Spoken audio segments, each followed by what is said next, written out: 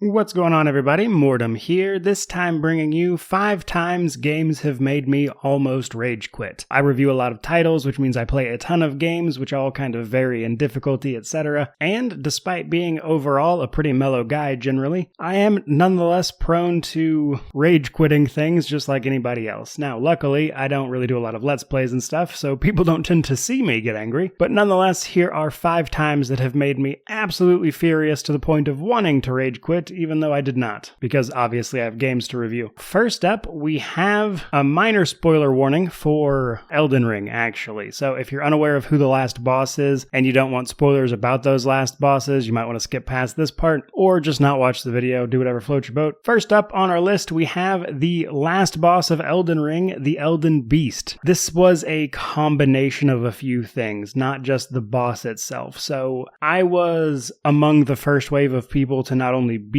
Elden Ring, but then get the 100% on it, which involved beating the Elden Beast multiple times, but by far the worst of that was naturally the first time, because, again, I was among the first wave of people to do this, meaning that there really wasn't any information widely available about the late game just yet, which meant it was basically just me beating my head against a wall. But if it was just that, it would have been fine. When you review a lot of games, that's kind of the name of the game, as it turns out. What actually made this so rage-inducing was the full context. So if you're unaware, the Elden Beast is the culmination of a bit of a boss slog, actually. So the end of Elden Ring is 3 bosses almost back to back. You can beat the first one, have a little break if you want, but then the moment you step into the next room, you have to beat 2 bosses, one after the other. So the third boss took me several hours to beat in and of itself. And then you follow that up with immediately 2 more boss fights, and I was furious. I'd love to tell you that I had some epiphany about the game here, but no, I just kept trying until eventually I got it. Now, on subsequent playthroughs, people had caught up, and I was able to talk about it with a few other people, that kind of thing, and develop strategies that were more effective than what I was trying to do. So subsequent playthroughs and like New Game Plus, that kind of thing, were easier, but the first run against this guy was just awful. But also just because it was a hard boss at the end of a string of hard bosses. Now, fourth on our list, we have the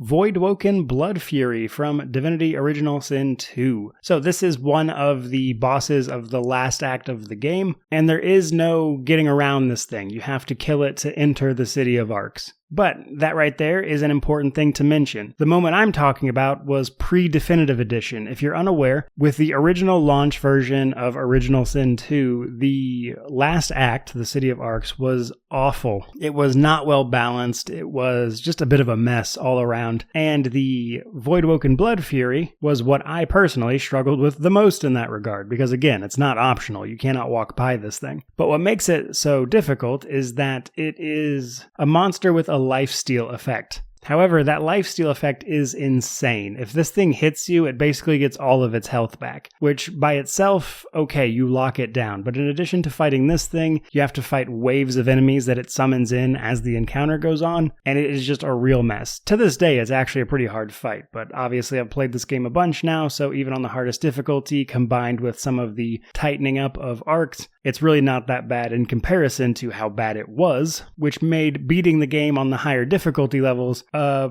terrible experience. Most of the other stuff, there's a way around using things like Death Fog, etc., but with the Voidwoken Blood Fury, there's really just not much you can do. Again, in that original version of Original Sin 2. It's not as bad these days. But that, of course, brings us to number 3 on the list, Pathfinder Kingmaker. Now, I'm going to level with you. I could make an entire video like this solely about Pathfinder Kingmaker. There are many of these moments in that game. While I do love Pathfinder, I have a very love-hate relationship with Pathfinder Kingmaker, actually. But the part about that game that I dislike the most is Act 4. Or Chapter 4, out of like 8 chapters, by the way. But I dislike Chapter 4 the most because it's kind of just an investigation that takes place, but you're very far away from your main hub, so you don't get a lot of chances to rest. And then, at the end of it, they throw you into a very long dungeon that, again, you might not have had an opportunity to buy supplies to properly prepare for, but you get sealed into this dungeon, so once you're in there, you're in there. Combine this with a pretty rough Chapter 3 as well, and Act 4 in particular, like the entire thing, I was just ready to let it go. I was so tired and exhausted of fighting against Kingmaker at this point that, ironically, if you manage to push through, the game does get a bit easier after this. That's not to say it's a cakewalk or anything, there are still moments after this that are also pretty annoying, but in my opinion, Act 4 is like the major drop-off point for Kingmaker. Now, technically, if you want to go by statistics, you lose more than half of players before Act 1 is even over.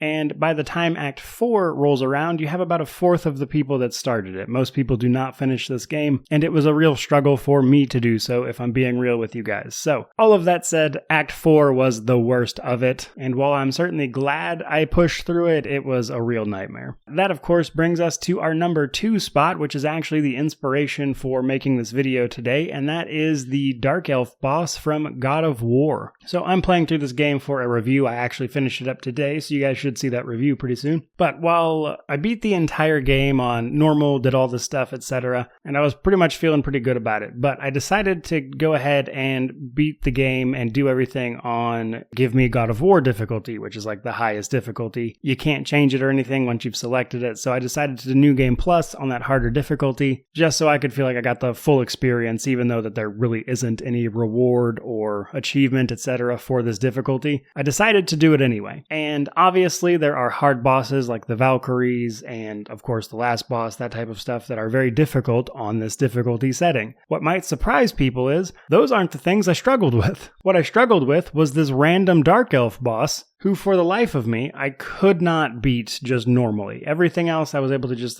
do it. But I don't know what it is with the way this boss moves and its moveset, but I just could not get it down. So, unfortunately, I just had to resort to cheese. I could not do this any other way, and it drove me up a wall. But the way I actually wound up beating this guy is that he's in a huge room. You might only fight in part of it if you're on normal difficulty, but you are in an actually pretty gigantic room. So, for whatever reason, despite this guy having a ton of very quick attacks he can hit you with, if you just run to the other side of the room, he won't use any of those faster movements to get to you. He'll actually just kind of slowly walk over across the room to you. And this actually gave a chance for my runic attacks, which is like cooldown abilities, to reset. So what I would do is run to the other side of the room, wait for him to follow me, hit and run basically, hit him a few times with my bigger abilities that he couldn't really get around, run to the other side of the room, rinse and repeat until I finally beat the guy, which I did not feel great about, but I just could not do this any other way. I hate this boss, let's move on. All of that said though, that was number 2. So what is number 1? Number 1 is none other than the last boss fight of Act 1 for Tyranny, Obsidian's lesser-known CRPG outside of Pillars of Eternity. Tyranny is a fantastic game, but its difficulty curve is pretty steep in the beginning of the game.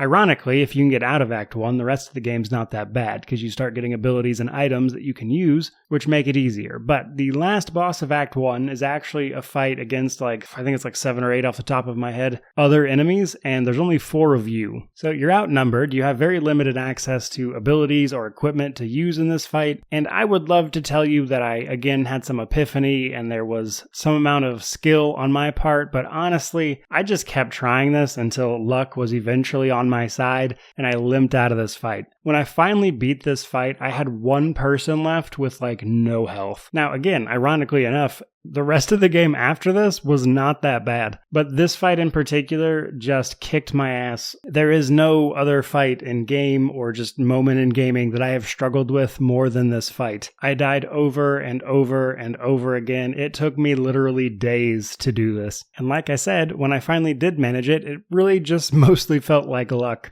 And like basically every other thing on this list, if it wasn't for the fact that I was trying to do this for a review so I could eventually do it as a living like I do now, I would have definitely gave up on it. But I would tell you that despite wanting to rage quit on every single one of these things, as a reminder, I did actually continue and eventually get them. Obviously, I took breaks here and there for some of them, lest I punch a screen or something, but nonetheless, I did persevere and eventually do this. So I would encourage you to, anytime you feel these moments, take a break if you need to, but don't let it get to you and keep trying. That said, These were the worst. I'm glad they're over. I'm glad I'd never have to do them again. So, hope you enjoyed the video. Let me know down below what moments you struggled with, what makes you rage quit in games, anything like that. But regardless of all that, truly, just thank you so much for watching. I really do appreciate it. Channel's growing every day. We're just about to hit 60K. We are very close to that. Thank you again.